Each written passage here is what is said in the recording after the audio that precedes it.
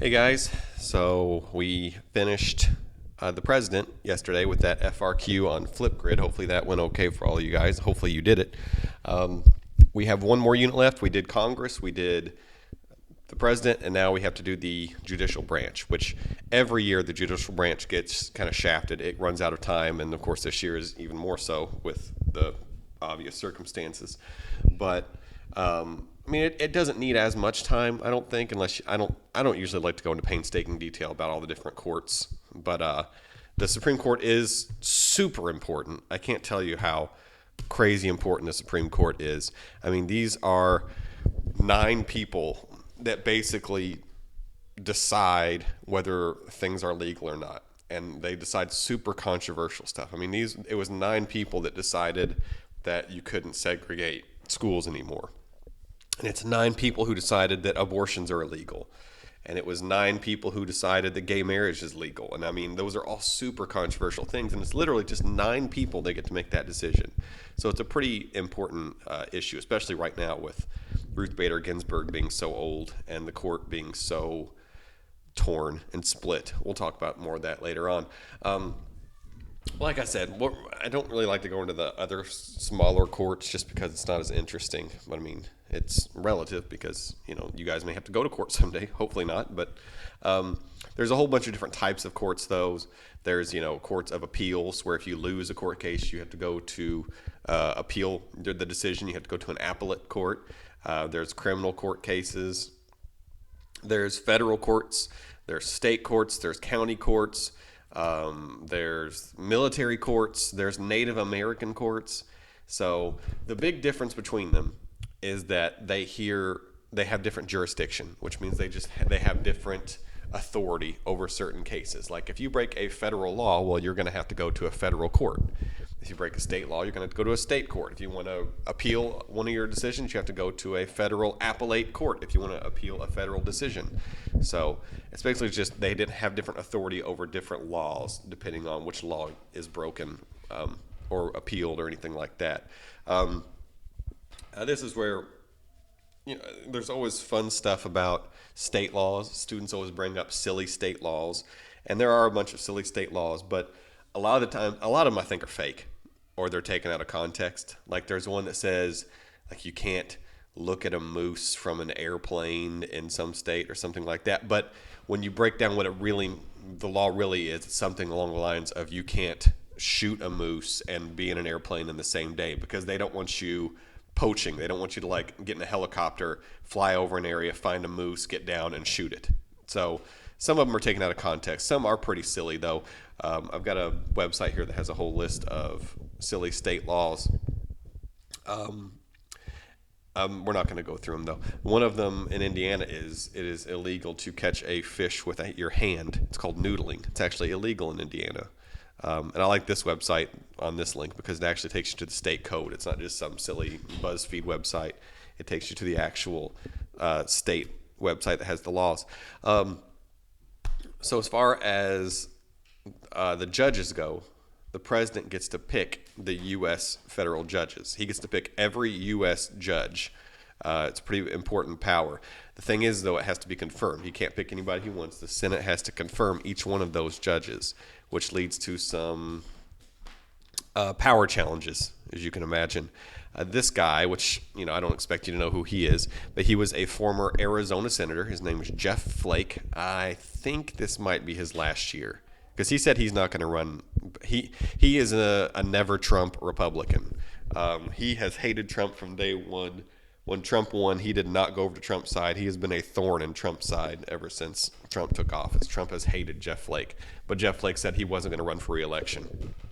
Whether he wasn't going to run because he wasn't going to win or he wasn't going to run because he was mad at the system, I don't know. Or maybe he's out now. I'm not sure. Anyway, the reason why he's important is because he was on the Senate Judiciary Committee. And if you remember from last unit, we talked about those important committees. They had to approve the president's choice of judges to the Supreme Court and to federal courts. And Jeff Flake, being a never Trumper, he did not like Trump. He told Trump, I'm not going to approve your Supreme Court pick. I'm not going to approve your federal court picks unless See, and then we have the negotiation. And his thing was he wanted Trump to protect the Mueller investigation because, like I said, he didn't like Trump. So he wanted the Mueller investigation to go on. And he told Trump, he said, I won't approve any of your judges unless you provide protections for the Mueller investigation. So Trump did that, and he approved his judges. He was a big swing vote for the Kavanaugh. If you remember Brett Kavanaugh, who got approved, even though he had sexual assault, not charges, he wasn't charged, but accusations against him. Jeff Flake kind of said, well, let's back up, let's look at this. Whenever all the other Republicans were saying, yeah, let's do it, he's innocent, push him through, Jeff Flake kind of stood up and said, no, let's look at it. But he eventually did approve Kavanaugh because he is a Republican and he wants a Republican on the court. The Supreme Court is the highest court in the land. If you go to a case and you lose and you appeal and you lose again and you appeal and you keep appealing, the highest place you can get is to the Supreme Court. And Article 1 is Congress, Article 2 is the President, Article 3 is the Judicial Branch. So the Supreme Court is established in Article 3. And their main job is to determine if laws or acts are constitutional. So whenever Congress passes a law or when the President makes a law or does an executive order, they look at it and say, nope, you can't do that because it goes against what the Constitution says. But the thing is that power really isn't actually given to them in the Constitution. And nowhere in the Constitution does it really state that they get to do that. It came up with this Supreme Court case, kind of an important one, Marbury v. Madison. So basically what happened here is Thomas Jefferson defeated John Adams in the presidential election. John Adams, before, now you know the election happens and then there's a little layover period. Remember that lame duck period we keep talking about, where John Adams was still president, but he lost. So pretty soon he was going to have to leave. But before he left, he appointed this guy. It's Marbury.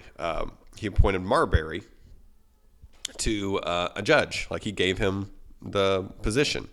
Well, after John Adams left, no one had delivered the paperwork. And Thomas Jefferson told James Madison, his Secretary of State, I want to say, he told him, don't send the paperwork because I don't want this guy to be a judge. John Adams picked him. I don't want him to be a judge, so don't send the paperwork.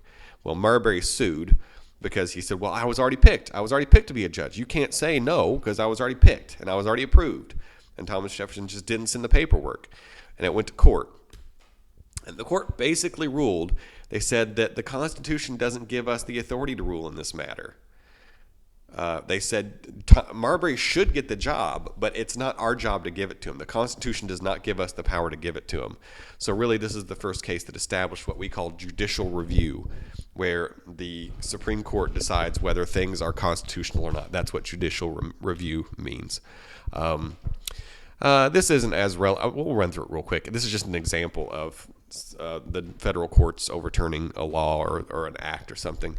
And this was big a year or two ago whenever the whole convoy was, immigration was a hot button topic. It still is, but, everything's taking a backseat to COVID right now.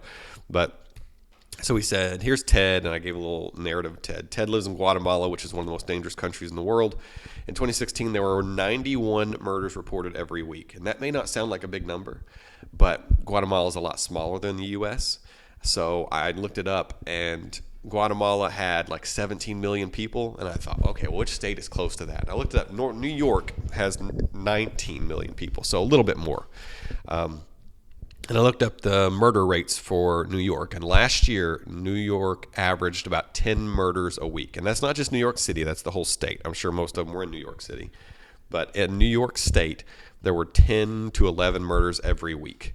And that's with 19 people. This is with 2 billion people fewer, and in 2016, they had 91 murders every week. So pretty crazy when you think about it. So Ted decides to take his family to the U.S. to be safe, and they cross the border and enter the U.S. and ask for asylum. Asylum is when you ask for protection. They say, we're here because we can't go home. We need protection. And they're allowed to do that. Immigrants are allowed to cross the border and say, we need protection. We need asylum. They meet with a judge, and the judge determines if they meet the right criteria, and that's the process in a nutshell. Now, here is the actual act, the Immigration and Nationality Act, and you don't need to know all this, but this is just the example. So here's the law. It says any alien, so any foreign person, who is physically present in the United States or who arrives at the United States, whether at a designated port of arrival, and including an alien who's brought to the U.S. after having blah, blah, blah, blah. Now, here's the thing. Here's the important part, is whether at a designated port. because there's certain spots you're supposed to enter the country. So this says any alien who is physically present, whether you came in at an illegal spot or whether you crossed illegally, if you're physically present, may apply for asylum. So if you enter the country illegally, you can apply for asylum. Donald Trump, with his hardline stance on immigration, came in and he said he got rid of that part. He said you have to come at a designated port in order to apply for asylum. Yeah, you have to come through a designated port. Enter the Ninth Circuit, which is a really liberal. This is like San Francisco. John Tiger, which is probably the best name for a judge ever, John S. Tiger. He's told the president, sorry, but you cannot violate the federal law. He said, the law says this, you can't change the law because you're not Congress. To which the president responded, as he usually does, and starts throwing insults. Ninth Circuit is a complete and total disaster. He said, it's a terrible thing when judges you take over your protective services when they tell you how to protect your border. We will win that case in the Supreme Court. And it went to the Supreme Court. And I honestly don't know the result of that case. I should have known that before I went on to this, but you guys can Google that if you're interested in it. So that's all we're going to do today. I'm going to make this into an Ed puzzle, which you already know because you're watching the Ed puzzle. So watch the notes, answer the questions, and you're done for the day. And if you're at this point in the Ed puzzle, then you are done. So have a good day. See you guys. We'll wrap up the notes tomorrow.